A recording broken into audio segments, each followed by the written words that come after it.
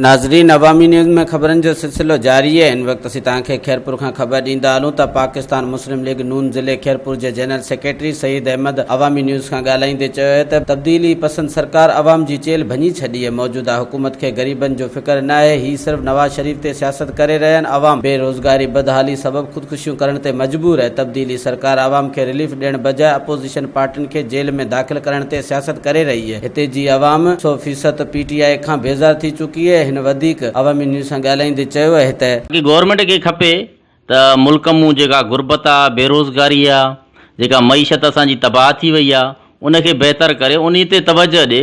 सिर्फ़ु नवाज़ शरीफ़, ज़रदारी, सिर्फ़ु अपोज़िशन, छा इन्हनि सां भला का मईशत त ठीकु कोन थींदी न। सिर्फ़ु गवर्नमेंट खे पंहिंजो टाइम कढणो आहे त भाउ असां पंहिंजो टाइम कढूं, पंहिंजो वक़्तु जेको आहे अॻिते टपाईंदा वञूं। सिर्फ़ु इहो ई इशू आहे नवाज़ शरीफ़ जो इशू।